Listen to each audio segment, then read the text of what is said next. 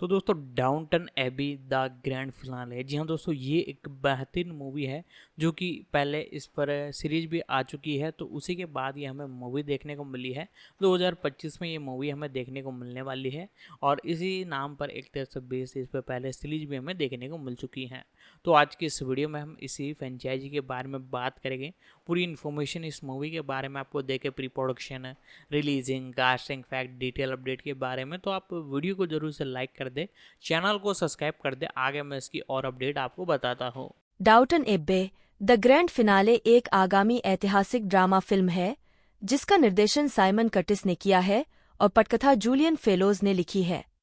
यह डाउटन Abbey a new era 2022 का sequel और डाउटन एब्बे फ्रेंचाइजी की तीसरी और अंतिम फिल्म। मूल फ्रेंचाइजी के कई कलाकार जो पिछली 2 फिल्मों में भी दिखाई दिए थे वापसी करेंगे। पॉल जियामार्टी और डोमिनिक वेस्ट क्रमशः टेलीविजन श्रृंखला से हेरोल्ड लेविंसन और पिछली फिल्म से गाय डेक्सटर के रूप में अपनी भूमिकाओं को दोहराते हैं, जबकि जोली रिचर्डसन, एलेसेंड्रो निवोला, साइमन रसेल बील और आर्टी फ्रूशन कलाकारों में शामिल होते हैं। पिछली फिल्म में लेडी मॉड बैगशॉ का किरदार निभाने वाली इमेल्डा स्टॉन्टन ने मार्च 2024 में घोषणा की थी कि डाउनटन एबे फ्रेंचाइजी की तीसरी और आखिरी फिल्म की योजना बनाई जा रही है जिसमें मुख्य कलाकार वापसी करेंगे। मई में कई कलाकारों द्वारा अपनी भूमिकाओं को फिर से निभाने की घोषणा के बाद उसी महीने फिल्मांकन शुरू हुआ और अगस्त में समाप्त हुआ। आधिकारिक शीर्षक की घोषणा मार्च 2025 में की गई थी।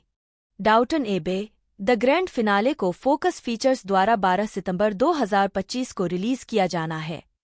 आधार: यह क्रॉली परिवार और उनके कर्मचारियों के 1930 के दशक में प्रवेश करने के बारे में है, जब मैरी खुद को अपने तलाक के कारण हुए एक सार्वजनिक विवाद के केंद्र में पाती है और परिवार आर्थिक संकट का सामना करता है, तो पूरा परिवार सामाजिक अपमान के खतरे से जूझता है। क्रॉली परिवार को बदलाव को अपनाना होगा क्योंकि कर्मचारी अगली पीढ़ी के साथ एक नए अध्याय की तैयारी कर रहे हैं जो डाउटन एब्बे को भविष्य में ले जाएगा। 2-3 ढालना: यह भी देखें डाउटन एब्बे के पात्रों की सूची। Hugh Bonneville, Robert Crawley, Grantham के 7वें अर्ल के रूप में। Laura Carmichael, Edith Pelham, Hexham की मार्चियोनेस, लॉर्ड और लेडी ग्रांथम की दूसरी बेटी। Jim Carter, Charles Charlie Carson, Crawley परिवार के पूर्व बटलर और एल्सी ह्यूजेस के पति। Raquel Cassidy, Phyllis Baxter, lady Grantham की नौकरानी और जोसेफ मोलसली की पत्नी। Paul Copley, Albert Mason, Crawley परिवार का एक किराएदार किसान, डेजी के पहले पति विलियम मेसन का पिता और बेरिल पैटमोर का प्रेमी। ब्रेंडन कोयल, जॉन बेट्स, लॉर्ड ग्रांथम के सेवक और अन्ना बेट्स के पति। मिशेल डॉकरी, लेडी मैरी क्रॉली के रूप में लॉर्ड और लेडी ग्रांथम की सबसे बड़ी बेटी। केविन डॉयल, जोसेफ मोलसली, डाउनटन के स्थानीय स्कूल शिक्षक, डाउनटन एबे के पूर्व फुटमैन और फिलिस बैक्सटर के पति। Michael Fox, Andrew Andy Parker, पूर्व फुटमैन और डाउनटन एबे के वर्तमान बटलर तथा डेजी पार्कर के पति। जोआन फ्रॉगगेट, अन्ना बेट्स, लेडी मैरी की नौकरानी और जॉन बेट्स की पत्नी। पॉल गियामार्टी, हेरोल्ड लेविंसन, एक अमेरिकी व्यवसायी और लेडी ग्रांथम के भाई। एरिहे Adam pattern, Herbert Bertie Pelham, हेक्सहेम के 7वें मार्केस और एडिथ के पति के रूप में। रॉबर्ट जेम्स कोलियर, थॉमस बैरो, डाउनटन एबे के पूर्व बटलर, वर्तमान में हाउसकीपर, ड्रेसर और गाय डेक्सटर के गुप्त प्रेमी। Allen Leech, Tom Branson, lady Sybil के विधुर, लॉर्ड और लेडी ग्रांथम की दिवंगत सबसे छोटी बेटी और क्रॉली परिवार की दूर की चचेरी बहन लूसी स्मिथ के पति। फिलिस लोगन, एल्सी ह्यूजेस, डाउनटन एबे की हाउसकीपर और चार्ली कार्सन की पत्नी। Elizabeth McGovern, Cora Crawley, countess of Grantham के रूप में। Sophie McShera, Daisy Parker, Downton Abbey में सहायक रसोइया और एंडी पार्कर की पत्नी। Lesley Nicol, Beryl Patmore, Downton Abbey में लंबे समय से रसोइया। Douglas Reith, Richard Dickie Grey, lord Merton, Crawley परिवार के मित्र, लेडी मैरी के गॉडफादर और इሶबेल के दूसरे पति। डोमिनिक वेस्ट, गाय डेक्सटर, एक अभिनेता और थॉमस बैरो का गुप्त प्रेमी। Penelope Wilton, Isobel Grey, Lady Merton और मैरी के दिवंगत पहले पति मैथ्यू क्रॉली की मां के रूप में। Simon Russell Beale, sir Hector Moreland, Arty Froushan Noel Coward के रूप में, एलेसेंड्रो निवोला गस सैमब्रुक के रूप में, जोली रिचर्डसन लेडी पीटरसफील्ड के रूप में। उत्पादन मार्च 2024 में इमेल्डा स्टॉन्टन, जिन्होंने फिल्म डाउटन एबे ए न्यू एरा में लेडी मॉड बैगशॉ का किरदार निभाया था, ने पुष्टि की कि डाउटन एबे फ्रेंचाइजी की तीसरी और अंतिम फिल्म की योजना बनाई जा रही है, जिसमें मुख्य कलाकार वापस आएंगे। 4 मई में पॉल जियामार्टी और डोमिनिक वेस्ट को क्रमशः हेरोल्ड लेविंसन और गाय डेक्सटर के रूप में अपनी भूमिकाओं को दोहराने की घोषणा की गई थी। साथ ही जोली रिचर्डसन, एलेसेंड्रो निवोला, साइमन रसेल बील और आर्टी फ्रूशन को अज्ञात भूमिकाओं में दिखाया गया था। 27 मार्च 2025 को शीर्षक का खुलासा डाउटन एबे द ग्रैंड फिनाले के रूप में किया गया था। 6 फिल्माने मुख्य फोटोग्राफी 13 मई 2024 5 को शुरू हुई और अगस्त में पूरी हुई। उद्धरण वांछित मुक्त करना। यह फिल्म 12 सितंबर 2025 को सिनेमाघरों में रिलीज होने वाली है। 7-8 यूनिवर्सल और फोकस की लाइव एक्शन फिल्मों के लिए अमेजन प्राइम वीडियो के साथ दीर्घकालिक समझौते के हिस्से के रूप में फिल्म पहले पेटीवी विंडो के पहले 4 महीनों के लिए पीकॉक पर स्ट्रीम होगी, अगले 10 महीनों के लिए प्राइम वीडियो पर जाने से पहले फिर शेष 4 के लिए पीकॉक पर वापस आ जाएगी। निर्देशक साइमन कर्टिस, पटकथा जूलियन फेलोज पर आधारित। जूलियन फेलोज द्वारा डाउटन एबे द्वारा उत्पादित। Gareth Neame, Julian Fellowes, Liz Trubridge, अभिनीत Hugh Bonneville, Jim Carter, Michelle Dockery, Paul Giamatti, Elizabeth McGovern, Penelope Wilton द्वारा संपादित। Adam Recht. उत्पादन कंपनी कार्निवल फिल्म्स द्वारा वितरित। फोकस सुविधाएं। रिलीज की तारीख 12 सितंबर 2025। कार्यकारी समय 124 मिनट। 1 देशों यूनाइटेड किंगडम, संयुक्त राज्य अमेरिका। भाषा अंग्रेजी। साइमन कर्टिस, जन्म 11 मार्च 1960, एक अंग्रेज निर्देशक और निर्माता हैं। उन्होंने रंगमंच, टेलीविजन और फिल्म जगत में काम किया है। आजीविका। कर्टिस ने अपने करियर की शुरुआत रॉयल कोर्ट थिएटर में काम करके की थी। 2 उनकी पहली नौकरी कैरिल चर्चिल की टॉप गर्ल्स के लिए सहायक निर्देशक की थी। 3 बाद में वे डैनी बॉयल और मैक्स स्टैफोर्ड क्लार्क दोनों के सहायक निर्देशक बने। 4 कर्टिस ने जिन थिएटर प्रस्तुतियों पर काम किया है उनमें road, a lie of the mind, roots, dinner with friends और the rise and fall of little voice का विश्व प्रीमियर शामिल है। 4 2010 में कर्टिस ने डोनमार वेयरहाउस में सेरेंडिंग लुई का निर्देशन किया। 5 1996 में कर्टिस ने HBO के लिए television comedy series Tracey Takes On के एपिसोड निर्देशित किए। उन्होंने 2005 में BBC 4 के लिए 3 भाग वाले television drama 20,000 streets under the sky का भी निर्देशन किया। यह धारावाहिक पैट्रिक है एमिल्टन के 20,000 स्ट्रीट्स अंडर द स्काई उपन्यासों का रूपांतरण है। 6 उन्होंने 2007 में एलिजाबेथ गैस्केल के क्रैनफोर्ड के BBC रूपांतरण का निर्देशन किया। 3 जून 2009 में कर्टिस ने क्रिसमस के दौरान क्रैनफोर्ड के 2 नए एपिसोड निर्देशित किए। रिटर्न टू क्रैनफोर्ड शीर्षक से ये एपिसोड 20 दिसंबर 2009 से प्रसारित किए गए। 7 अगस्त 2008 में कर्टिस ने BBC के लिए एकल टेलीविजन नाटक ए शॉर्ट स्टे इन स्विट्जरलैंड का निर्देशन किया। 8 जूली वाल्टर्स अभिनीत यह नाटक डॉ. एनी टर्नर की सच्ची कहानी पर आधारित था, जिन्होंने 2006 में डिग्निटास क्लिनिक में अपनी जान लेने का फैसला किया था। 9 ए शॉर्ट स्टे इन स्विट्जरलैंड को रॉयल टेलीविजन सोसाइटी अवार्ड्स और ब्रिटिश एकेडमी टेलीविजन अवार्ड्स में सर्वश्रेष्ठ एकल नाटक के लिए नामांकित किया गया था। 10/11 2004 में कर्टिस ने निर्माता डेविड पारफिट से द प्रिंस, द शोगल और me and my week with Marilyn पर आधारित एक फिल्म बनाने के लिए संपर्क किया। कॉलिन क्लार्क द्वारा मैरिलिन मुनरो के साथ बिताए समय के बारे में लिखी गई 2 डायरी। 12 एड्रियन होजेस ने माई वीक विद मैरिलिन नामक फिल्म की पटकथा लिखी और उसका रूपांतरण किया। कर्टिस और पारफिट BBC फिल्म्स और UK फिल्म काउंसिल के पास गए और उन्होंने विकास के लिए धन मुहैया कराया। 12 इसके बाद कर्टिस ने हार्वे वाइंस्टीन से संपर्क किया, जिन्होंने फिल्म का वित्तपोषण किया। 13 माई वीक विद मैरिलिन को 2010 के अंत में फिल्माया गया और नवंबर 2011 में रिलीज किया गया। 14-15 2015 में कर्टिस ने जीवनी पर आधारित फिल्म वुमन इन गोल्ड का निर्देशन और कार्यकारी निर्माण किया, जिसमें हेलेन मिरेन ने मारिया ऑल्टमैन की भूमिका निभाई। मारिया ऑल्टमैन एक नरसंहार से बची हुई महिला है जो गुस्ताव क्लिम्ट द्वारा चित्रित अपनी चाची के चित्र को पुनः प्राप्त करने का प्रयास करती है। यह चित्र नाजियों द्वारा उसके परिवार से चुरा लिया गया था और अंततः ऑस्ट्रियाई सरकार की संपत्ति बन गया था और ऑस्ट्रियाई पहचान से गहराई से जुड़ा हुआ था। कर्टिस की पत्नी एलिजाबेथ मैकगवर्न ने फिल्म में एक अदालत की न्यायाधीश की छोटी सी भूमिका निभाई है। कर्टिस ने गार्थ स्टीन की the art of racing in the rain के 2019 फीचर फिल्म रूपांतरण का निर्देशन किया, जिसमें मिलो वेंटिमिग्लिया और अमांडा सेफ्राइड ने अभिनय किया। 16 अप्रैल 2021 में यह घोषणा की गई कि कर्टिस डाउटन एबे ए न्यू एरा का निर्देशन करेंगे, जो इसी नाम की पहली फिल्म और टेलीविजन श्रृंखला की अगली कड़ी है। 17 व्यक्तिगत जीवन। कर्टिस का जन्म लंदन में हुआ था। उन्होंने 1992 में अमेरिकी अभिनेत्री एलिजाबेथ मैकगवर्न से शादी की। उनकी 2 बेटियां हैं और वे लंदन के चिस्विक में रहते हैं।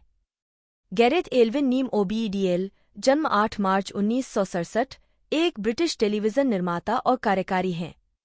बीबीसी में एक कार्यकारी के रूप में नीम ने spooks, state of play, bodies, hustle, new tricks और टिपिंग द वेलवेट जैसे नाटकों के विकास की अध्यक्षता की। वे ऐतिहासिक ड्रामा सीरीज डाउटन एबे के कार्यकारी निर्माता थे और उन्होंने ही मूल रूप से इसके लेखक और निर्माता जूलियन फेलोज को इसका विचार सुझाया था। उन्हें एमी, बाफ्टा और गोल्डन ग्लोब पुरस्कार मिल चुके हैं। प्रारंभिक जीवन। नीम उस परिवार की चौथी पीढ़ी है जिसका सिनेमा और टेलीविजन से जुड़ाव पिछली सदी में फैला था। 2 उनके परदादा परदादी फोटोग्राफर और अग्रणी फिल्म निर्माता एल्विन नीम 1885 से 1923 और फिल्म अभिनेत्री आइवी क्लोज थे। नीम के दादा निर्देशक, निर्माता, छायाकार और लेखक रोनाल्ड नीम सीबी थे। उनके परदादा लेखक और पटकथा लेखक डेरेक नीम 1915 से 1979 थे और उनके पिता लेखक और निर्माता क्रिस्टोफर एल्विन नीम 1942 से 2011 थे। उन्होंने वेस्ट ससेक्स में स्वतंत्र सीफोर्ड कॉलेज में पढ़ाई की। 3 उन्होंने बर्मिंघम विश्वविद्यालय में अंग्रेजी और नाटक पढ़ा। आजीविका। 2004 से वह ब्रिटिश स्टूडियो कार्निवल फिल्म्स के सीईओ हैं, जिसने Poirot, traffic, Jeeves and Wooster, hotel Babylon, Whitechapel और स्टेनलीज लकी मैन जैसी टेलीविजन सीरीज का निर्माण किया है। 2008 में नीम ने कंपनी को एनबीसी यूनिवर्सल 4 को अपने नए अंतर्राष्ट्रीय टीवी स्टूडियो के हिस्से के रूप में बेच दिया, जहां उन्होंने एनबीसी के लिए द फिलैंथ्रोपिस्ट और ऐतिहासिक ड्रामा सीरीज डाउटन एबे जैसे शो का निर्माण किया। 5 नीम कार्यकारी ने शो के सभी एपिसोड का निर्माण किया, जिसने कई राष्ट्रीय और अंतर्राष्ट्रीय पुरस्कार जीते हैं। साथ ही एक टीवी शो के लिए सर्वोच्च आलोचनात्मक समीक्षा रेटिंग के लिए गिनीज वर्ल्ड रिकॉर्ड भी प्राप्त किया है। नीम को प्रोड्यूसर्स गिल्ड ऑफ अमेरिका द्वारा लॉन्ग फॉर्म टेलीविजन के उत्कृष्ट निर्माता के लिए डेविड एल वोल्पर पुरस्कार से भी सम्मानित किया गया था। सितंबर 2019 में रिलीज हुई नीम द्वारा निर्मित उत्तरी अमेरिका और यूके में बॉक्स ऑफिस पर नंबर 1 थी और फोकस फीचर्स की सबसे सफल रिलीज 6 है, जिसने $200 मिलियन से अधिक की कमाई की। 7 अगस्त 2015 में नीम ने जूलियन फेलोज और कलाकारों के सदस्यों के साथ डाउटन एबे की वैश्विक सफलता के सम्मान में बाफ्टा स्पेशल अवार्ड स्वीकार किया। तीसरी फिल्म की घोषणा मई 2024 में की गई थी और यह सितंबर 2025 में रिलीज होने वाली है। 9 कार्निवल में नीम द्वारा निर्मित अन्य श्रृंखलाओं में बेलग्रेविया, जेम्सटाउन और द हॉलो क्राउन शामिल हैं, जो शेक्सपियर के इतिहास नाटकों का एक फिल्माया गया संकलन है। उन्होंने सर डेविड हरे के साथ उनकी वॉरिकर त्रयी में सहयोग किया है और बाफ्टा पुरस्कार विजेता श्रृंखला the lost honour of Christopher Jeffries और एनी ह्यूमन हार्ट का निर्माण किया है। कार्निवल फिल्म्स को 2012 में ब्रॉडकास्ट अवार्ड्स 10 और टेलीविजुअल बुलडॉग अवार्ड्स दोनों में सर्वश्रेष्ठ प्रोडक्शन कंपनी के रूप में मान्यता दी गई थी। नीम ने नेटफ्लिक्स के लिए लोकप्रिय सीरीज द लास्ट किंगडम के 5 सीजन का भी निर्माण किया, जिसमें एक spin film 7 kings must die April 2023 में रिलीज हुई। कार्निवल फिल्म्स में भी नीम ने the day of the jackal और Lockerbie a search for truth का विकास और निर्माण किया है। मार्च 2014 में जीक्यू पत्रिका नेम को ब्रिटेन के 100 सबसे अधिक जुड़े हुए पुरुषों में से एक के रूप में नामित किया था। 11 और दिसंबर 2014 में 10 डाउनिंग स्ट्रीट द्वारा ग्रेट ब्रिटेन अभियान के राजदूत के रूप में घोषित किया गया था। 12 नीम का आर्काइव ऑफ अमेरिकन टेलीविजन के हिस्से के रूप में भी साक्षात्कार लिया गया है। 13 और वैश्विक मनोरंजन उद्योग में सबसे प्रभावशाली व्यापारिक नेताओं के वैरायटी 500 सूचकांक में सूचीबद्ध किया गया है। 14 व्यक्तिगत जीवन। नाटक के क्षेत्र में सेवाओं के लिए नीम को 2016 के बर्थडे ऑनर्स में order of the British Empire (OBE) का अधिकारी नियुक्त किया गया था। 15 नीम ग्रेटर लंदन के डिप्टी लेफ्टिनेंट (DL) भी हैं। 16 उन्होंने बर्मिंघम विश्वविद्यालय में मानद डॉक्टरेट की उपाधि प्राप्त की है, जहां वे क्रिएटिव इंडस्ट्रीज में मानद प्रोफेसर हैं। ह्यूग रिचर्ड बोनीवेल विलियम्स 1 DL जन्म 10 नवंबर 1963, जिन्हें पेशेवर रूप से ह्यूग बोनविले के रूप में जाना जाता है, एक अंग्रेजी अभिनेता हैं। 2 उन्हें 2010 से 2015 तक ITV ऐतिहासिक ड्रामा सीरीज डाउटन एबे में Robert Crawley, earl of Grantham की भूमिका निभाने के लिए जाना जाता है। शो में उनके प्रदर्शन ने उन्हें गोल्डन ग्लोब्स में नामांकन और लगातार 2 प्राइमटाइम एमी पुरस्कार नामांकन, साथ ही 3 स्क्रीन एक्टर्स गिल्ड अवार्ड्स दिलाए। उन्होंने फीचर फिल्मों डाउटन एबे 2019 और डाउटन एबे ए न्यू एरा 2022 में अपनी भूमिका दोहराई। वह Notting Hill 1999, iris 2001, the monuments main 2014। Iris के लिए बोनविले को सहायक भूमिका में सर्वश्रेष्ठ अभिनेता के लिए बाफ्टा पुरस्कार के लिए नामांकन मिला, जिसके बाद 2012, 2011 से 2012 और WAK 2014 से 2017 में इयान फ्लेचर की भूमिका निभाने के लिए सर्वश्रेष्ठ पुरुष हास्य प्रदर्शन श्रेणी के लिए बाफ्टा पुरस्कार में 4 नामांकन हुए। 3-4 प्रारंभिक जीवन और शिक्षा। ह्यूग रिचर्ड बोनीवेल विलियम्स का जन्म 10 नवंबर 1963 को पैडिंगटन, लंदन में हुआ था। उनकी मां एक नर्स थीं और उनके पिता एक यूरोलॉजिकल सर्जन थे। 5 उन्होंने दक्षिण लंदन के डुल्विच कॉलेज प्रिपरेटरी स्कूल और शेरबोर्न स्कूल में शिक्षा प्राप्त की। 6 माध्यमिक शिक्षा के बाद बोनविले ने कैम्ब्रिज के कॉर्पस क्रिस्टी कॉलेज में धर्मशास्त्र पढ़ा। 7-8 उन्होंने धर्मशास्त्र में 2:02 के साथ कैम्ब्रिज से स्नातक किया। 9 उन्होंने लंदन में Webber Douglas academy of dramatic art में अध्ययन किया। बोनविले राष्ट्रीय युवा रंगमंच के पूर्व छात्र हैं। 6 आजीविका। 1990 के दशक। जब उन्होंने अभिनय शुरू किया तो बोनविले ने अपने मध्य नाम के एक रूपांतर रिचर्ड बोनविले को अपना मंच नाम चुना, क्योंकि ह्यूग विलियम्स नाम का एक प्रसिद्ध नाटककार था। 10 साल तक रिचर्ड बोनविले के रूप में अभिनय करने के बाद उन्होंने रिचर्ड का नाम बदलकर ह्यूग कर लिया।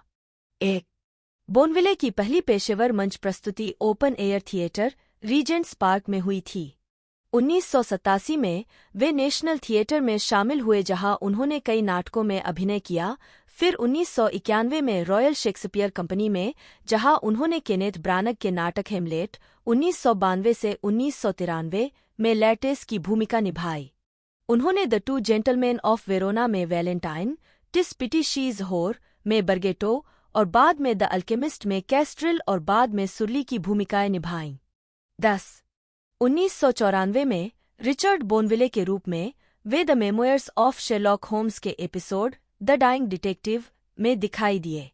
उनकी फिल्मी शुरुआत 1994 में रॉबर्ट डी नीरो और केनेथ ब्रानग के साथ मैरी शेलीज फ्रैंकेनस्टाइन से हुई। 1997 की James Bond film Tomorrow Never Dies में उन्होंने HMS बेडफोर्ड पर एक नौसैनिक की छोटी सी भूमिका निभाई। उनकी शुरुआती भूमिकाएं आमतौर पर अच्छे स्वभाव वाले अनाड़ी किरदारों की थीं, जैसे नॉटिंग हिल 1999 में बर्नी और मैंसफील्ड पार्क 1999 में mister Rushworth. -2000 BBC television series take girl like you 2000 और आर्मडिलो 2001 में उन्होंने और भी खलनायक किरदार निभाए, जिनमें डैनियल डेरोंडा 2002 में दबंग हेनले ग्रैंडकोट और द कमांडर 2003 सीरीज में मनोरोगी हत्यारे जेम्स लैम्पटन का किरदार शामिल है। लव अगेन में उन्होंने कवि फिलिप लार्किन की भूमिका निभाई। आइरिस 2001 में उन्होंने केट विंसलेट के साथ युवा जॉन बेली का किरदार निभाया। उनके अभिनय को आलोचकों ने सराहा और उन्हें सर्वश्रेष्ठ सहायक अभिनेता के लिए बाफ्टा नामांकन मिला। 2002 में उन्होंने मिडसमर मर्डर्स के सीजन 5 एपिसोड 3 में ह्यूग का किरदार निभाया। 2004 में बोनविले ने docudrama Wren the man who built Britain में सर क्रिस्टोफर रेन का किरदार निभाया। बोनविले रेडियो में भी बड़े पैमाने पर काम करते हैं। उन्होंने जॉन ले कैरे के उपन्यास द ऑनरेबल स्कूल बॉय के BBC रेडियो 4 के नाट्य रूपांतरण में जेरी वेस्टरबी की भूमिका निभाई, जिसका पहला प्रसारण जनवरी 2010 में हुआ था। 12 इससे पहले वह अत्यथार्थवादी समानांतर ब्रह्मांड कॉमेडी मैरिड में दिखाई दिए थे। 2010 के दशक 2010 से 2015 तक वह ITV पीरियड ड्रामा डाउटन एबे में रॉबर्ट अर्ल ऑफ ग्रांथम के रूप में दिखाई दिए, एक भूमिका जिसे उन्होंने 2019 की फिल्म में दोहराया। बोनविले ने 2022 की फिल्म डाउटन एबे ए न्यू एरा में रॉबर्ट क्रॉली की भूमिका को फिर से दोहराया। वह द मैडहाउस कंपनी ऑफ लंदन के सदस्य थे, जो एक कॉमेडी मंडली थी जिसने 1970 के दशक में बोस्टन में दिवंगत मार्सेल स्टेनर 1931 से 1999, मार्क वेल और टॉमी शैंट्स के साथ मिलकर प्रदर्शन किया था। केन कैंपबेल भी समूह से जुड़े थे। 18-19 मैडहाउस कंपनी केन कैंपबेल के रोड शो की एक शाखा थी जो न्यूयॉर्क शहर और बोस्टन में आई थी। अंततः यह टूट गई और स्टेनर और कार्टर इंग्लैंड लौट आए। अगस्त 1976 में मैडहाउस कंपनी कैम्ब्रिज, मैसाचुसेट्स में थी। 20 अप्रैल 1974 से मार्च 1975 तक कई न्यूयॉर्क पत्रिका के अंकों में लंदन की मैडहाउस कंपनी का उल्लेख किया गया और इसके शो का विज्ञापन और समीक्षा की गई। जून से अगस्त 2005 के बीच वह नेशनल थिएटर में the president of an empty room में दिखाई दिए, स्टीफन नाइट द्वारा लिखित और हॉवर्ड डेविस द्वारा निर्देशित। जब उन्होंने ऐसा किया तब उन्होंने 14 सालों से थिएटर नहीं किया था। वह रिचर्ड आयरे के 1982 के नेशनल थिएटर पुनरुद्धार गाइज एंड डॉल्स में अपनी उपस्थिति को एक महत्वपूर्ण क्षण मानते हैं। यह तब था जब उनकी मुलाकात उनकी होने वाली पत्नी इमेल्डा स्टॉन्टन से हुई, जो इस नाटक में भी दिखाई दी थीं। वह रिचर्ड आयरे और हॉवर्ड डेविस को अपने 2 पसंदीदा निर्देशकों में मानते हैं। वह तब भी ब्राइटन कॉम्बिनेशन के साथ थे जब यह लंदन चला गया और डेप्टफोर्ड में अल्बानी नामक एक थिएटर खोला। उनके अपने शब्दों में, ब्राइटन कॉम्बिनेशन लंदन चला गया और डेप्टफोर्ड में अल्बानी नामक एक थिएटर शुरू किया। 1970 के दशक की शुरुआत में ब्राइटन कॉम्बिनेशन, एक भ्रमणशील फ्रिंज थिएटर समूह, दक्षिण पूर्व लंदन के डेप्टफोर्ड स्थित अल्बानी इंस्टीट्यूट में रेजिडेंट बन गया। इसे अल्बानी के तत्कालीन निदेशक पॉल कर्नो की महान उपलब्धियों में से एक माना गया। सामुदायिक कार्य और कलाओं का सम्मिश्रण करके निर्देशक पॉल कर्नो और द कॉम्बिनेशन ने अल्बानी की किस्मत बदल दी। यह सम्मिश्रण आज भी अल्बानी को गति प्रदान करता है। 24 ब्राइटन कॉम्बिनेशन कंपनी 1972 में सामुदायिक कार्य और कला विकास परियोजनाओं की स्थापना के उद्देश्य से दक्षिण पूर्व लंदन स्थित अल्बानी में रेजिडेंट बन गई। इसने कलात्मक और सांस्कृतिक कार्यों को सामाजिक सक्रियता के साथ जोड़ा। 25 उन्होंने जीन कोक्ट्यू के the infernal machine, Maggi Smith के साथ और साइमन कैलो निर्देशन के साथ 1986 से 87 में लंदन के है एमरस्मिथ में लिरिक थिएटर में प्रदर्शन किया। 26-27 इस नाटक की तस्वीरें और समीक्षा जनवरी 1987 में प्लेज एंड प्लेयर्स पत्रिका में छपी। 28 उन्होंने 1984 और 1985 में नेशनल थिएटर के लिए कॉटेस्लो थिएटर में the mysteries, the nativity, the passion और डूम्सडे में भी प्रदर्शन किया। दोनों प्रदर्शनों का निर्देशन बिल ब्राइडन ने किया था। 29 वह मई से जून 1990 में माइकल एटनबरो द्वारा निर्देशित ट्राइसाइकिल थिएटर में डग लूसी के फैशन में दिखाई दिए। 30-31 रॉयल शेक्सपियर कंपनी RSC के द विजार्ड ऑफ ओज नाटक में कार्टर ने कायर शेर की भूमिका निभाई, जबकि उनकी पत्नी इमेल्डा स्टॉन्टन ने डोरोथी की भूमिका निभाई। द विजार्ड ऑफ ओज का निर्देशन इयान जज ने किया था। यह नाटक 17 दिसंबर 1987 को RSC के बार्बिकन थिएटर में प्रदर्शित हुआ। यह नाटक 27 फरवरी 1988 तक रिपर्टरी में प्रदर्शित हुआ। 32 अन्य मीडिया कार्टर यूनाइटेड किंगडम के स्टैफोर्डशायर में एल्टन टावर्स थीम पार्क में hex the legend of the towers की सवारी के लिए प्री शो और घोषणाओं का वर्णन करते हैं। 33 उन्होंने 6 भागों वाली श्रृंखला होम फ्रंट ब्रिटेन का वर्णन किया, जो डिस्कवरी चैनल और ब्रिटिश फिल्म संस्थान द्वारा निर्मित द्वितीय विश्व युद्ध के दौरान ब्रिटेन में जीवन पर आधारित एक वृत्तचित्र है। 34 होम फ्रंट ब्रिटेन का प्रसारण 11 सितंबर 2009 से डिस्कवरी चैनल पर किया गया था। 35 2013 में कार्टर को ग्लोबल वार्मिंग के प्रभावों के बारे में ग्रीनपीस अभियान में दिखाया गया था। 36 व्यक्तिगत जीवन। कार्टर और अभिनेत्री इमेल्डा स्टॉन्टन की मुलाकात जनवरी 1982 में नेशनल थिएटर में रिचर्ड आयरे की फिल्म गाइज एंड डॉल्स के रिहर्सल के दौरान हुई थी। स्टॉन्टन के अनुसार, हमने 1 साल तक साथ काम किया और यह जुनून की तेज लहर की बजाय एक धीमी शुरुआत थी। उन्होंने 1983 में शादी की और उनकी एक बेटी, बेसी, 1993 में पैदा हुई, जिसने 2010 में नेशनल यूथ थिएटर में दाखिला लिया। स्टॉन्टन कार्टर के अभिनय के बारे में कहते हैं, वह कभी भी उस तरह के अभिनेता नहीं रहे जो हेमलेट का किरदार निभाने के लिए तरसते हों। शायद ऐसा इसलिए है क्योंकि वह सर्कस में अभिनय करने से अभिनय में आए। उन्होंने हमेशा वही किया है जो वह करना चाहते हैं। 37 स्टॉन्टन ने बाद में दावा किया कि 21 साल की शादी के बाद वह और कार्टर केवल 3 हफ्ते के लिए अलग हुए थे। 38 उनके पास मॉली नाम की एक टेरियर है। 39 सत्यापन विफल। 40 कार्टर है एम्पस्टेड क्रिकेट क्लब के पूर्व अध्यक्ष हैं, जिसका मैदान उनके घर के पास है। 41 18 सितंबर 2011 को उन्होंने है एम्पस्टेड क्रिकेट क्लब के तीसरे सेलिब्रिटी क्रिकेट मैच का आयोजन किया, जो एक वार्षिक चैरिटी कार्यक्रम था। 42 कार्टर एक साइकिल चालक हैं और अक्सर धर्मार्थ कार्यों के लिए साइकिल चलाते रहे हैं। 30 सितंबर 2011 को उन्होंने 25 अन्य साइकिल चालकों के साथ घाना की 10 दिवसीय यात्रा की, जिसमें 6 दिन साइकिल चलाना भी शामिल था, ताकि छोटे से गरीब शहर टाफो में स्वच्छ पानी के लिए धन जुटाया जा सके। यह उनकी 10वीं धर्मार्थ यात्रा थी। पिछली 9 यात्राएं राष्ट्रीय बधिर बाल समाज के लिए धन जुटाने के लिए थीं। 43 उनका इरादा कम से कम 2,750 पाउंड जुटाने का था और अंततः उन्होंने 8,670 पाउंड जुटा लिए। 44 अक्टूबर 2019 तक कार्टर उत्तरी लंदन के वेस्ट हैम्पस्टेड में रहते हैं। जेम्स एडवर्ड कार्टर, जन्म 19 अगस्त 1948, एक अंग्रेजी अभिनेता हैं। उन्हें आईटीवी की ऐतिहासिक ड्रामा सीरीज डाउटन एबे 2010 से 2015 में मिस्टर कार्सन की भूमिका के लिए जाना जाता है, जिसके लिए उन्हें ड्रामा सीरीज में उत्कृष्ट सहायक अभिनेता 2012 से 2015 के लिए प्राइम टाइम एमी अवार्ड के लिए 4 नामांकन मिले। उन्होंने फीचर फिल्मों डाउटन एबे 2019, डाउटन एबे ए न्यू एरा 2022 और आगामी डाउटन एबे द ग्रैंड फिनाले 2025 में भी यही भूमिका निभाई है।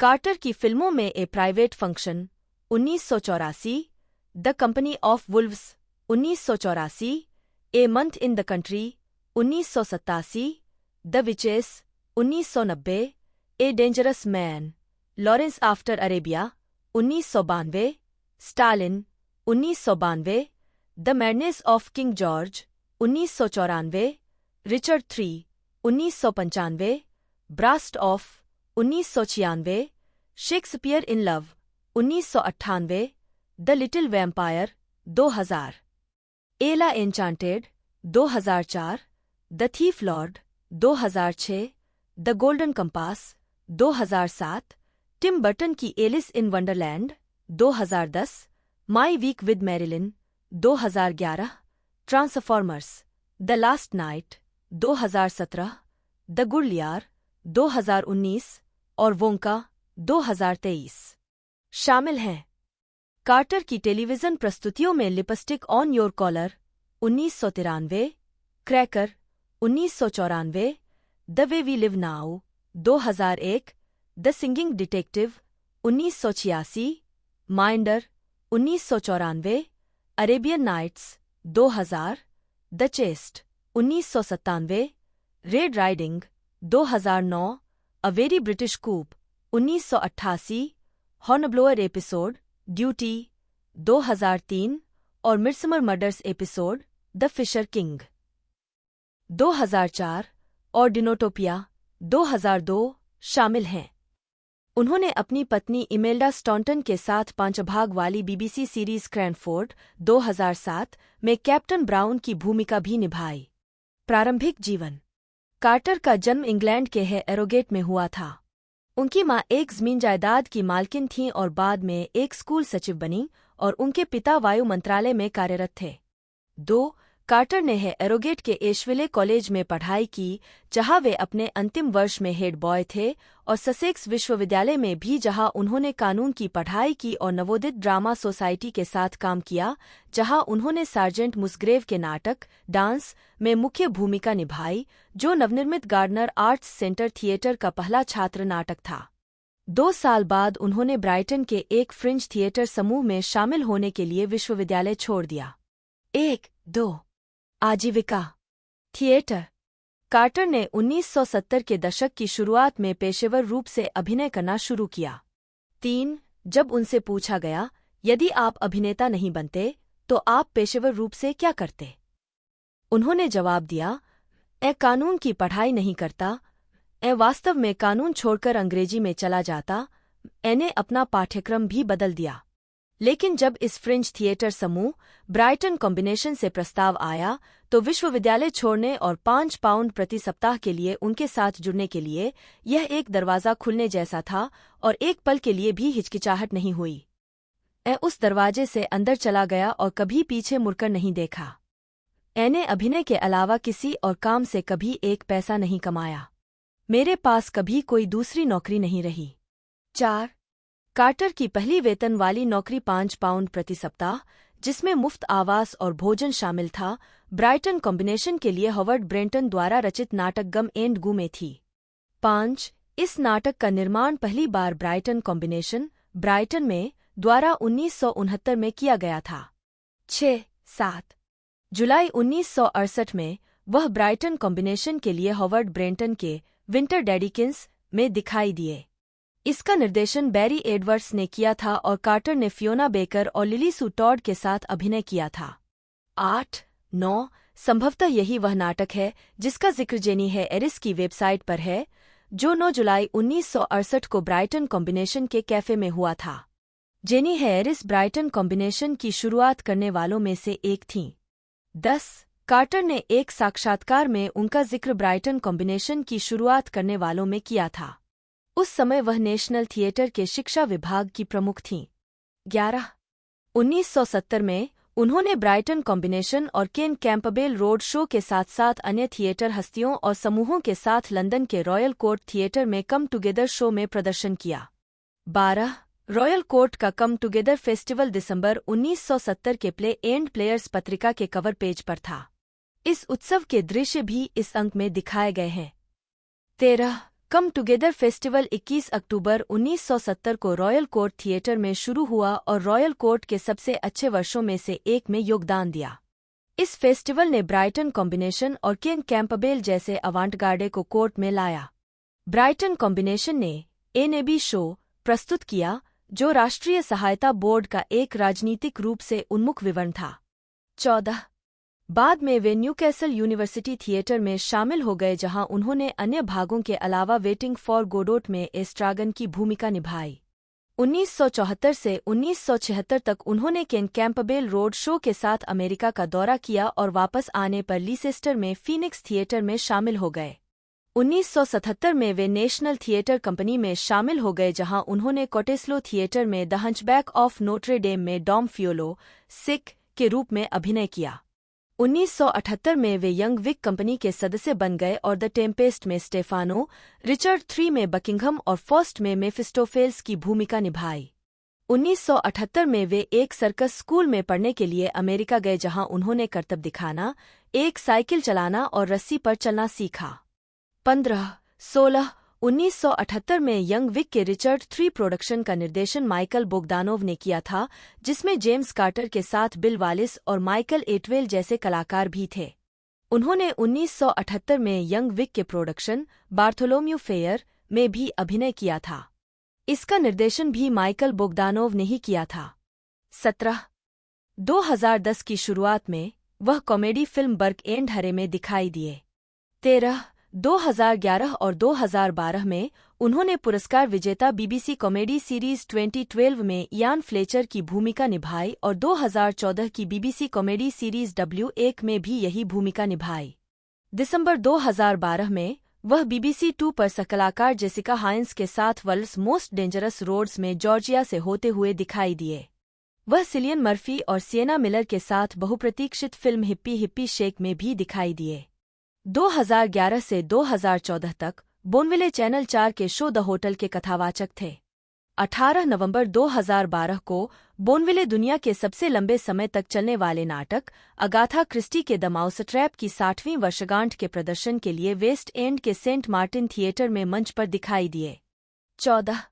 बोनविले के पैडिंगटन बियर द्वारा डिजाइन की गई मूर्ति the journey of Marmalade, Hyde Park, London में बच्चों के प्रति क्रूरता की रोकथाम के लिए राष्ट्रीय सोसाइटी के लिए धन जुटाने हेतु नीलाम की गई। बोनविले ने 2014 की फिल्म पैडिंगटन और उसके 2017 के सीक्वल पैडिंगटन 2 में मिस्टर ब्राउन की भूमिका निभाई थी। उन्होंने ABC की परीक्षा थीम वाली संगीतमय कॉमेडी सीरीज गैलावेंट के 2015 और 2016 सीजन में Peter the pillar, the pirate king की गायन और हास्य भूमिका निभाई है। उन्होंने ITV सीरीज द क्रूज का भी वर्णन किया है। 2017 में बोनविले ने निर्देशक गुरिंदर चड्ढा की फिल्म वायसराय हाउस में लॉर्ड माउंटबेटन की भूमिका निभाई, जिसमें ब्रिटिश शासन के अंतिम दिनों में भारत के विभाजन से जुड़े हंगामे और हिंसा को दर्शाया गया था। 2017 में ही उन्होंने बच्चों की TV series Thomas and friends पर आधारित फिल्म जर्नी बियॉन्ड सोडोर में मर्लिन की आवाज दी। उसी वर्ष उन्होंने documentary a return to grace, Luther's life and legacy का भी वर्णन किया और यह घोषणा की गई कि बोनविले लेखक रोआल्ड डाहल पर आधारित एक आगामी बायोपिक में उनकी भूमिका निभाएंगे। 15. 2018 में बोनविले ने जूली एंड्रयूज को ग्रेट परफॉर्मेंस के वार्षिक from Vienna the new year celebration episode के होस्ट और कथावाचक के रूप में सफल बनाया, जो संयुक्त राज्य अमेरिका में PBS पर नए साल के दिन प्रसारित होता है। 16. इसके अलावा 2018 में वह थॉमस एंड फ्रेंड्स की 22वीं श्रृंखला के एक एपिसोड में मर्लिन की आवाज में लौट आए। 2019 में बोनविले ने चिचेस्टर फेस्टिवल थिएटर के शैडोलैंड्स के प्रोडक्शन में C.S. लुइस की भूमिका निभाई। 17. अभिनेता लिज व्हाइट और एंड्रयू हेविल के साथ 2020 के दशक 8 मार्च 2023 को बोनविले कॉमेडियन जॉन बिशप के साथ ITV के DNA जर्नी में दिखाई दिए। 18. 7 मई 2023 को बोनविले किंग चार्ल्स III के राजाभिषेक समारोह के मेजबान के रूप में दिखाई दिए। 19 जून 2023 में यह घोषणा की गई कि बोनविले पेरू के पैडिंगटन में पैडिंगटन की तीसरी किस्त में वापस आएंगे। 20. व्यक्तिगत जीवन। बोनविले ने 1998 में लुसिंडा विलियम्स से शादी की। 21. वे अपने बेटे के साथ वेस्ट ससेक्स में रहते थे। 22 सितंबर 2023 में 25 साल साथ रहने के बाद यह जोड़ा अलग हो गया। 23 2009 में बोनविले ने केंटिश टाउन के लायन एंड यूनिकॉर्न थिएटर में जायंट ऑलिव थिएटर कंपनी के लिए जोसेफ क्रिली के British premiere Kitty and Damnation में जस्टिस फॉसे की आवाज दी थी। 24 इसके तुरंत बाद वह जायंट ऑलिव के पहले संरक्षक बन गए। 25 बोनविले लंदन के बच्चों के charity go live theatre projects 26 और सीन एंड हर्ड के संरक्षक भी हैं, साथ ही वाटरेड के राजदूत भी हैं। 27 8 अक्टूबर 2019 को उन्हें वेस्ट ससेक्स काउंटी का डिप्टी लेफ्टिनेंट नियुक्त किया गया। मिशेल सुजैन डॉकरी 1 जन्म 15 दिसंबर 1981 एक अंग्रेजी अभिनेत्री हैं। उन्हें ITV television period drama series Downton Abbey 2010 से 2015 में लेडी मैरी क्रॉली की भूमिका के लिए जाना जाता है, जिसके लिए उन्हें गोल्डन ग्लोब अवार्ड और ड्रामा सीरीज में उत्कृष्ट मुख्य अभिनेत्री के लिए लगातार 3 प्राइम टाइम एमी अवार्ड्स के लिए नामांकित किया गया था। 2 उन्होंने डाउटन एबे 2019, डाउटन एबे ए न्यू एरा 2022 और आगामी डाउटन एबे द ग्रैंड फिनाले 2025 फिल्मों में अपनी भूमिका दोहराई। Guildhall school of music and drama से स्नातक होने के बाद डॉकरी ने 2004 में हिज डार्क मटेरियल्स से अपने पेशेवर मंचीय करियर की शुरुआत की। 2007 में लंदन में पिग्मेलियन के पुनरुद्धार में एलिजा डूलिटल की भूमिका के लिए उन्हें इवनिंग स्टैंडर्ड अवार्ड के लिए नामांकित किया गया था। 2009 के नाटक बंट बाय द सन में उनकी भूमिका के लिए उन्हें सर्वश्रेष्ठ सहायक अभिनेत्री के लिए ओलिवियर अवार्ड में नामांकित किया गया था। 4. डॉकरी हन्ना 2011, अन्ना करेनिना 2012, नॉन स्टॉप 2014 और द जेंटलमैन 2019 फिल्मों में दिखाई दी हैं। 5. उन्होंने वेस्टर्न मिनी सीरीज गॉर्लेस 2017 में भी मुख्य भूमिकाएं निभाई हैं, जिसके लिए उन्हें अपना चौथा एमी नामांकन मिला, और drama mini series defending Jacob 2020 और एनाटॉमी ऑफ ए स्कैंडल 2022 में भी। 1. प्रारंभिक जीवन और शिक्षा। मिशेल डॉकरी इंग्लैंड के स्टेपनी की एक केयर होम असिस्टेंट लोरेन और आयरलैंड के एक ट्रक ड्राइवर माइकल डॉकरी की बेटी हैं। वह ग्रेटर लंदन के रोमफोर्ड में पली बढ़ी। 6. उन्होंने फिंच स्टेज स्कूल में पढ़ाई की। 7. और 2004 में Guildhall school of music and drama से स्नातक की उपाधि प्राप्त की। 8. आजीविका अवस्था। डॉकरी नेशनल यूथ थिएटर की सदस्य थीं। उन्होंने 2004 में रॉयल नेशनल थिएटर में हिज डार्क मटेरियल्स से अपने पेशेवर करियर की शुरुआत की। 9. 2006 में उन्हें नेशनल थिएटर में पिलर्स ऑफ द कम्युनिटी में दीना डॉर्फ के रूप में उनके प्रदर्शन के लिए इयान चार्ल्सन पुरस्कार के लिए नामांकित किया गया था। 10. वह नेशनल थिएटर में बंट बाय द सन में दिखाई दीं, जिसके लिए उन्हें सर्वश्रेष्ठ सहायक अभिनेत्री के लिए ओलिवियर पुरस्कार नामांकन मिला। 11. उन्होंने थिएटर रॉयल बाथ में पीटर हॉल के प्रोडक्शन पाइग्मेलियन में एलिजा डूलिटल के रूप में अपने प्रदर्शन के लिए इयान चार्ल्सन अवार्ड्स में दूसरा पुरस्कार जीता, जिसने यूके का दौरा किया और 2008 में द ओल्ड विक में स्थानांतरित कर दिया। 12. और उसी प्रोडक्शन के लिए उन्हें इवनिंग स्टैंडर्ड अवार्ड्स 2008 में सर्वश्रेष्ठ नवागंतुक के रूप में नामित किया गया। 13. 2010 में उन्होंने जॉन सिम के साथ क्रूसिबल थिएटर में हेमलेट में ओफेलिया की भूमिका निभाई। 14. फिल्म और टेलीविज़न। 2013 गोल्डन ग्लोब अवार्ड्स में डॉकरी। 2006 में डॉकरी ने टेरी प्रेचेट के उपन्यास हॉगफादर के 2 भाग के रूपांतरण में सुसान स्टो हेलिट के रूप में अभिनय किया। 15.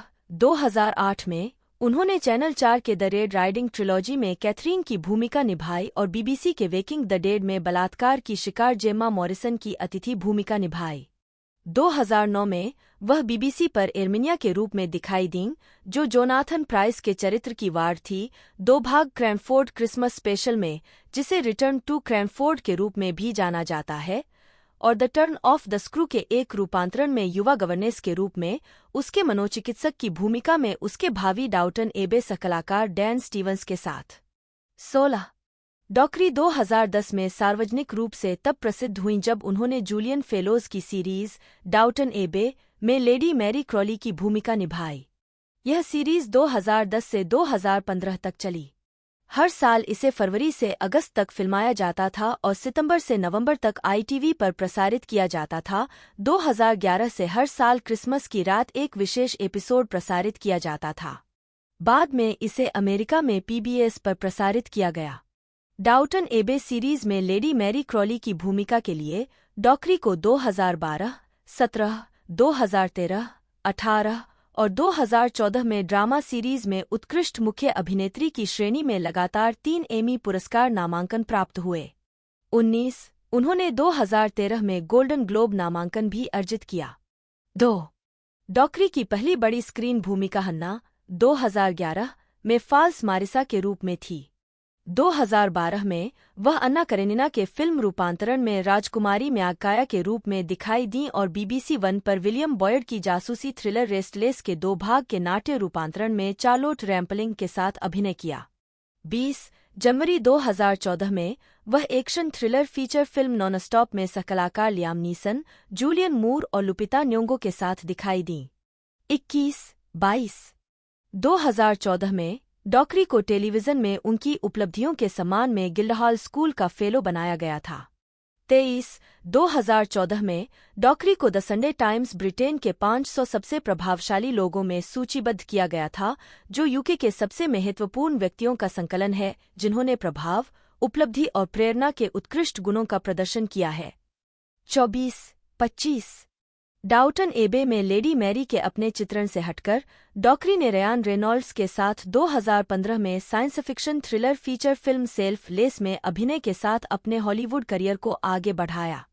21 नवंबर 2016 की शुरुआत में डॉकरी ने गुड बिहेवियर में लेटी रेंस की मुख्य भूमिका निभाई, जो ब्लेक क्राउच की लघु कहानी श्रृंखला पर आधारित एक अमेरिकी ड्रामा श्रृंखला है। लेटी एक ड्रग एडिक्ट, चोर और कॉन आर्टिस्ट है जो अच्छे व्यवहार पर जेल से जल्दी रिहा हो जाती है। वह अपने जीवन को नियंत्रण में रखने की कोशिश कर रही है। जुआन डिएगो बोटो द्वारा निभाए गए एक करिश्माई हिटमैन के साथ एक आकस्मिक मुलाकात और उसके बाद के उलझाव से उसके प्रयास जटिल हो जाते हैं। यूएस के बेसिक केबल नेटवर्क TNT पर प्रसारित होने वाले 10 एपिसोड के पहले सीजन को उत्तरी कैरोलिना के विल्मिंगटन और उसके आसपास फिल्माया गया था। जनवरी 2017 में शो को दूसरे सीजन के लिए चुना गया था। 26 नवंबर 2018 में 2 सीजन के बाद सीरीज रद्द कर दी गई थी। 27 2017 में डॉकरी CBS फिल्म्स की British film the sense of an ending में जिम ब्रॉडबेंट, चार्लोट रैम्पलिंग, एरियट वाल्टर और एमिली मोर्टिमर के साथ दिखाई दीं, जो जूलियन बार्न्स के इसी नाम के बुकर पुरस्कार विजेता उपन्यास पर आधारित थी। वह टोनी वेबस्टर, जिम ब्रॉडबेंट की बेटी सूसी वेबस्टर का किरदार निभा रही हैं, जो एक ऐसा व्यक्ति है जो अपने अतीत के रहस्यों का सामना करने तक शांत और एकांत में रहता है। डॉकरी ने बताया, यह फिल्म उस किताब का एक खूबसूरत रूपांतरण है जिसे मैं पसंद करती हूँ, और मुझे निर्देशक रितेश बत्रा के साथ काम करने का मौका बहुत पसंद आया, जिन्होंने द लंच बॉक्स 2013 भी फिल्माई थी।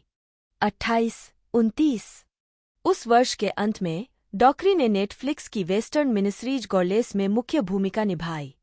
2019 में डॉकरी ने ह्यूग बोनेविले और मैगी स्मिथ के साथ डाउटन एबे फिल्म में लेडी मैरी क्रॉली के रूप में अपनी मुख्य भूमिका दोहराई। फिल्म को आमतौर पर आलोचकों से सकारात्मक समीक्षा मिली और यह वित्तीय रूप से सफल रही, जिसने $192 मिलियन की कमाई की। 15 में दिखाई दिए। उन्होंने हैरी टिजाक्स की भूमिका निभाई, जिसने पिटबुल को पाला और अपने कुत्तों के बारे में इस तथ्य से अधिक चिंतित था कि उन्होंने उसके दादा को मार डाला था। वह पीटर वियर के नाटक the Truman Show, Steven Spielberg के द्वितीय विश्व युद्ध के नाटक सेविंग प्राइवेट रयान और एक्शन थ्रिलर द नेगोशिएटर सहित बड़े बजट की फिल्मों में कई सहायक भूमिकाओं में भी दिखाई दिए। 1999 में उन्होंने मिलोस फॉर्मन की Andy Kauffman biopic man on the moon में बॉब्स मुडा और टोनी क्लिफ्टन की भूमिका निभाई। 2003 से 2015 स्थापित अभिनेता। 2003 में गियामाटी को फिल्म अमेरिकन स्प्लेंडर में मुख्य भूमिका के लिए आलोचकों की प्रशंसा मिलनी शुरू हुई। 2004 में गियामाटी को स्वतंत्र रोमांटिक कॉमेडी फिल्म साइडवेज से मुख्यधारा की पहचान और प्रसिद्धि मिली। सांता बारबरा वाइन कंट्री में छुट्टियां मना रहे एक उदास लेखक की भूमिका के लिए उन्हें गोल्डन ग्लोब नामांकन और इंडिपेंडेंट स्पिरिट अवार्ड मिला और कई महत्वपूर्ण फिल्म समीक्षक समूहों New York, Chicago, Toronto, San Francisco, online film critics द्वारा उन्हें सर्वश्रेष्ठ अभिनेता, मुख्य भूमिका का पुरस्कार दिया गया। साइडवेज की व्यावसायिक सफलता के बाद जियामाटी सिंड्रेला मैन में नजर आए, जिसके लिए उन्हें सर्वश्रेष्ठ सहायक अभिनेता के लिए अकादमी पुरस्कार नामांकन मिला। उन्हें गोल्डन ग्लोब के लिए नामांकित किया गया और उन्होंने मोशन पिक्चर में सर्वश्रेष्ठ सहायक अभिनेता के लिए स्क्रीन एक्टर्स गिल्ड पुरस्कार जीता। 2006 में जियामाटी ने एम. नाइट श्यामलन की अलौकिक thriller lady in the water में मुख्य भूमिका निभाई, जिसके बाद एनिमेटेड फिल्म द एंट बुली और नील बर्गर की ड्रामा द इल्यूजनिस्ट में एडवर्ड नॉर्टन के साथ काम किया। 2010 में जियामाटी ने 2007 की फिल्म शूट एम अप में एक एक्शन फिल्म में अपनी पहली प्रमुख भूमिका निभाई, जबकि द नैनी डायरीज और फ्रेड क्लॉस में अभिनय किया। 2008 में जियामाटी को 2008 के HBO मिनीसीरीज जॉन एडम्स में उनके शीर्षक प्रदर्शन के लिए मिनीसीरीज या मूवी में उत्कृष्ट लीड एक्टर का एमी अवार्ड 11 मिला, साथ ही उन्हें सर्वश्रेष्ठ अभिनेता, मिनी सीरीज या टेलीविजन फिल्म के लिए पहला गोल्डन ग्लोब अवार्ड 12 भी मिला और उन्होंने स्क्रीन एक्टर्स गिल्ड अवार्ड भी जीता। द हॉलीवुड रिपोर्टर के बैरी गैरोन ने उनके प्रदर्शन की प्रशंसा करते हुए लिखा, जियामाटी एडम्स के रूप में शानदार हैं। वह अपने चित्रण में निडर हैं। उन्हें विश्वास है कि उनके नवजात राष्ट्र के लिए चरित्र के सभी बलिदान उनके कई चरित्र दोषों की भरपाई से अधिक होंगे। 13 एम्पायर के विलियम थॉमस ने सहमति जताते हुए कहा, अभिनय, विशेष रूप से चिड़चिड़े एडम्स के रूप में जियामाटी और उनकी पत्नी अबीगैल के रूप में लॉरा लिन्नी, जिन्होंने उन्हें घमंड से दूर रखा। प्रामाणिकता का स्पर्श है, तब भी जब उन पर राजनीति का भारी बोझ था। 14 उसी वर्ष उन्होंने स्वतंत्र फिल्म प्रिटी बर्ड में अभिनय किया, जो रॉकेट बेल्ट के आविष्कार के पीछे के नाटक के बारे में एक काल्पनिक पुनर्कथन है। पॉल एडवर्ड वैलेंटाइन जियामाटी बटा DIMTI बटा G MAHT, जन्म 6 जून 1967, एक अमेरिकी अभिनेता हैं। उनके पुरस्कारों में एक प्राइमटाइम एमी पुरस्कार और 3 गोल्डन ग्लोब पुरस्कार, साथ ही 2 अकादमी पुरस्कार और 1 ब्रिटिश अकादमी फिल्म पुरस्कार के लिए नामांकन शामिल हैं। येल स्कूल ऑफ ड्रामा में अभिनय की पढ़ाई करने के बाद उन्होंने कई नाट्य प्रस्तुतियों में अभिनय किया। जियामाटी ने टॉम स्टॉपर्ड के नाटक आर्केडिया 1995 में एजरा चैटर की भूमिका निभाकर ब्रॉडवे पर अपनी शुरुआत की। उसी वर्ष बाद में उन्होंने डेविड हेयर के नाटक रेसिंग डेमन 1995 में रेव डोनाल्ड स्ट्रीकी बेकन की भूमिका निभाई। उन्होंने एंटोन चेखव की 3 सिस्टर्स 1997 और यूजीन ओनील की द आइसमैन कॉमेट 1999 के पुनरुद्धार में थिएटर में वापसी की। जियामाटी की ब्रेकआउट फिल्मों में भूमिका प्राइवेट पार्ट्स 1997 में थी। उसके बाद उन्होंने my best friend's wedding 1997, saving Private Ryan 1998 और मैन ऑन द मून 1999 में भूमिकाएं निभाईं। उन्हें American Splendor 2003, sideways 2004, win win 2011 और प्राइवेट लाइफ 2018 में उनकी प्रमुख भूमिकाओं के लिए प्रशंसा मिली। उन्होंने Planet of the Apes 2001, Robots 2005, the Illusionist 2006, Fred Claus 2007, the Ides of March 2011, 12 years a slave 2013, Saving Mr Banks 2013, love and mercy 2014 और स्ट्रेट आउटा कॉम्पटन 2015 में भी अभिनय किया है। उन्होंने सिंड्रेला मैन 2005 में जो गोल्ड की भूमिका के लिए सर्वश्रेष्ठ सहायक अभिनेता और द होल्डोवर्स 2023 में एक असंतुष्ट शिक्षक की भूमिका के लिए सर्वश्रेष्ठ अभिनेता के लिए अकादमी पुरस्कार नामांकन अर्जित किया है। टेलीविजन पर जियामाटी ने HBO mini series John Adams 2008 में मुख्य भूमिका निभाई, जिसके लिए उन्हें प्रशंसा मिली और प्राइमटाइम एमी और गोल्डन ग्लोब सहित कई पुरस्कार मिले। उन्होंने शोटाइम टेलीविजन सीरीज बिलियंस 2016 से 2023 में अमेरिकी अटॉर्नी चक रोड्स जूनियर की भूमिका निभाई और HBO film too big to fail 2011 में बेन बनांके और ITV सीरीज डाउटन एबे 2013 में हेरोल्ड लेविंसन की भूमिकाओं के लिए एमी नामांकन प्राप्त किया। उन्होंने Netflix anthology series black mirror के एपिसोड यूलॉजी 2025 में एक शोकाकुल प्रेमी की भूमिका निभाई। प्रारंभिक जीवन और शिक्षा।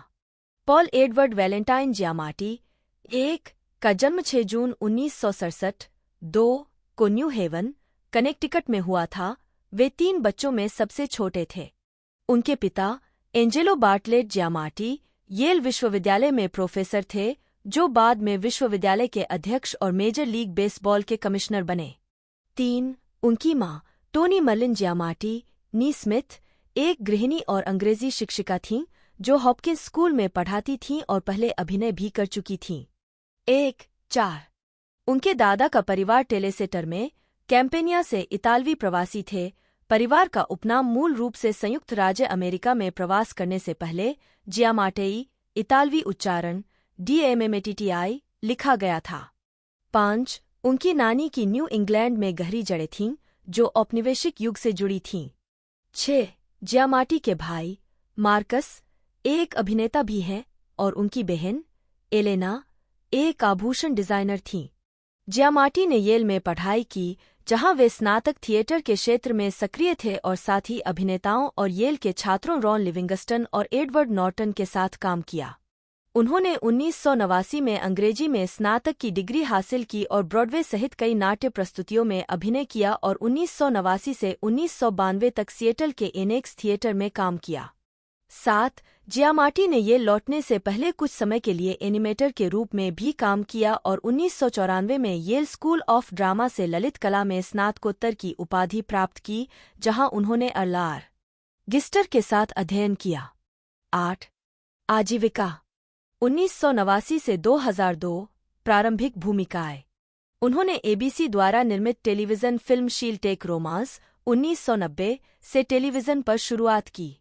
न्यू ईयर पास्ट मिडनाइट 1991 और रोमांटिक कॉमेडी सिंगल्स 1992 में छोटी भूमिकाओं के बाद उन्होंने वुडी एलन की कॉमेडी फिल्म माइटी एफ्रोडाइट 1995 और सिडनी पोलैक की रोमांटिक कॉमेडी रीमेक सबरीना 1995 में अभिनय किया। उसी वर्ष मार्च में उन्होंने टॉम स्टॉपर्ड की आर्केडिया में एजरा चैटर की भूमिका निभाते हुए ब्रॉडवे पर अपनी शुरुआत की। विंसेंट कैम्बी ने इस भूमिका को एक असहाय रूप से मजेदार सहायक भूमिका के रूप में वर्णित किया। 9 नवंबर में उन्होंने डेविड हरे की रेसिंग डेमन में रेव डोनाल्ड बेकन की भूमिका निभाई। 1997 में जियामाटी ने हॉवर्ड स्टर्न की प्राइवेट पार्ट्स के फिल्म रूपांतरण में केनी पिग वॉमिट रश्टन के रूप में अपनी पहली हाई प्रोफाइल भूमिका निभाई। स्टर्न ने अपने रेडियो कार्यक्रम में अक्सर जियामाटी के प्रदर्शन की प्रशंसा की और उन्हें सर्वश्रेष्ठ सहायक अभिनेता के लिए अकादमी पुरस्कार के लिए नामांकित करने का आह्वान किया। शिकागो सन-टाइम्स के रोजर एबर्ट ने जियामाटी के प्रदर्शन को अच्छा निभाया बताया। 10 उसी वर्ष उन्होंने वुडी एलन के साथ फिर से काम किया। कॉमेडी डिकंस्ट्रक्टिंग है एरी 1997 में अभिनय किया। उन्होंने जूलिया रॉबर्ट्स के नेतृत्व वाली romantic comedy my best friend's wedding 1997 में रिचर्ड द बेलमैन के रूप में एक छोटी लेकिन यादगार भूमिका भी निभाई। 1998 में Giamatti homicide life on the street के सीजन 6 एपिसोड 2010 की फिल्म बार्नीज वर्जन में अपनी भूमिका के लिए जियामाटी को मोशन पिक्चर, म्यूजिकल या कॉमेडी में सर्वश्रेष्ठ अभिनेता के लिए अपना दूसरा गोल्डन ग्लोब 16 मिला। एसोसिएटेड प्रेस ने जियामाटी की प्रशंसा करते हुए इसे बिल्कुल सही बताया और कहा, यह फिल्म निस्संदेह अपने घर और जन्मभूमि में और संभवतः उससे परे भी प्रशंसा प्राप्त करेगी, जो कि जियामाटी के शानदार प्रदर्शन से उत्साहित है। 17 जियामाटी ने comedy drama film win win में मुख्य भूमिका निभाई, जिसे आलोचकों से सकारात्मक समीक्षा मिली। 18 एनपीआर के स्कॉट टोबियास ने उनके प्रदर्शन के बारे में लिखा, अब तक जियामाटी व्यक्तित्व को अच्छी तरह से परिभाषित किया गया है। हताशा और निराशा, तीखी बुद्धि से संतुलित, लेकिन अभिनेता का हर प्रदर्शन बर्फ के टुकड़े की तरह है। 19 उसी वर्ष उन्होंने आयरनक्लैड, द हैंगओवर पार्ट 2 और द आइड्स ऑफ मार्च में छोटी भूमिकाएं निभाईं। 2013 में जियामाटी 2012 में जियामाटी लिबर्टी म्यूचुअल बीमा विज्ञापनों के लिए वॉइस ओवर अभिनेता बन गए। 20 वह PBS Nature episode an original documentary के कथावाचक थे।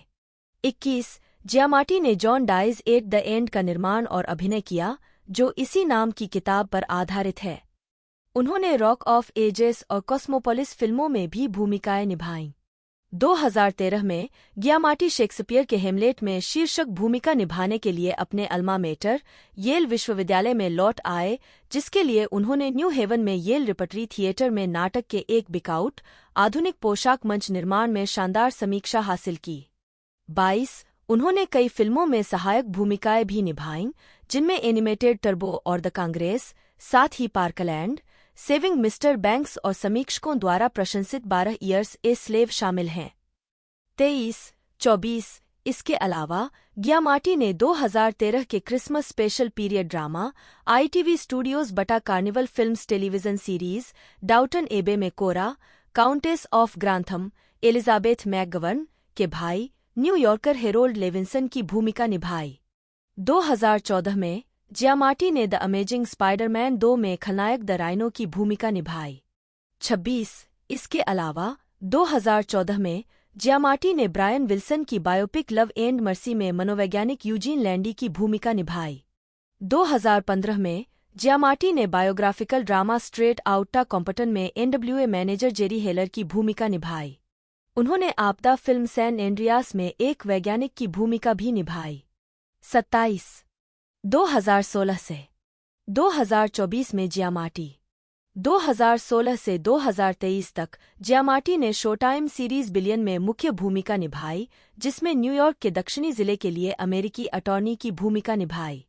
2016 में शुरू हुआ यह शो एक वास्तविक घटना पर आधारित है। 28 इस भूमिका के लिए उन्हें ड्रामा सीरीज में सर्वश्रेष्ठ अभिनेता के लिए क्रिटिक्स चॉइस टेलीविजन अवार्ड के लिए नामांकन मिला। 2016 में जियामाटी ने प्रिज्म टीवी के विज्ञापनों में दिखाई देना शुरू किया, जो सेंचुरीलिंक के स्वामित्व वाली आईपीटीवी सेवा है। ये विज्ञापन जियामाटी के लिए पहली बार ऑन कैमरा टीवी विज्ञापन है। 29 2022 में जियामाटी वेरिज़ोन विज्ञापनों में स्क्रूज और आइंस्टीन के रूप में दिखाई दिए। 30 उन्होंने WGN अमेरिका श्रृंखला आउटसाइडर्स 2016 से 2017 के कार्यकारी निर्माता के रूप में काम किया। 2018 में उन्होंने तमारा जेंकिंस द्वारा निर्देशित फिल्म प्राइवेट लाइफ में कैथरीन हेन के साथ अभिनय किया। नेटफ्लिक्स द्वारा वितरित इस फिल्म को सकारात्मक समीक्षा मिली। वॉक्स की एलिसा विल्किंसन ने दोनों लीड के प्रदर्शन की प्रशंसा करते हुए लिखा, हेन और जियामाटी अपने किरदारों में अपनी विशिष्ट गर्मजोशी के साथ धार लाते हैं, और जैसे जैसे उनका रिश्ता पर्दे पर सामने आता है, यह प्रामाणिक और जीवंत लगता है।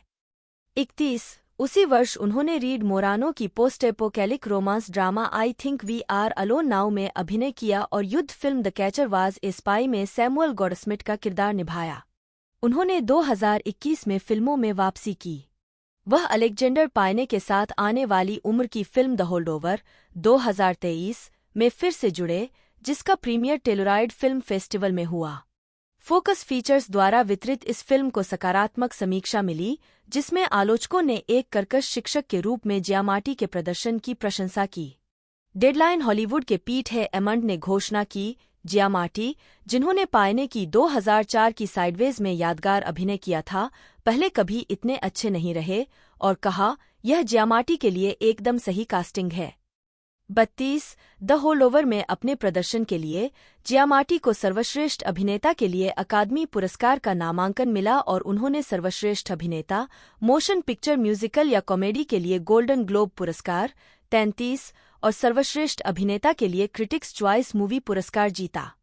34 2023 में जियामाटी को येल से डॉक्टर ऑफ फाइन आर्ट्स की मानद उपाधि से सम्मानित किया गया। 35 2024 में यह घोषणा की गई कि जियामाटी हॉस्टल फिल्म श्रृंखला पर आधारित एक टीवी श्रृंखला में अभिनय करेंगे। 36 वैक्स पॉल नाउ अभियान। जियामाटी वायरल वैक्स पॉल नाउ अभियान का विषय है, जो अभिनेता को उनकी तरह मैडम तुसाद वैक्स प्रतिमा दिलाने के लिए दबाव बनाता है। 37 इस आंदोलन को पहली बार राष्ट्रीय प्रसिद्धि तब मिली जब Giamatti the late show with Stephen Colbert में दिखाई दिए और मेजबान स्टीफन कोलबर्ट के साथ अभियान पर चर्चा की।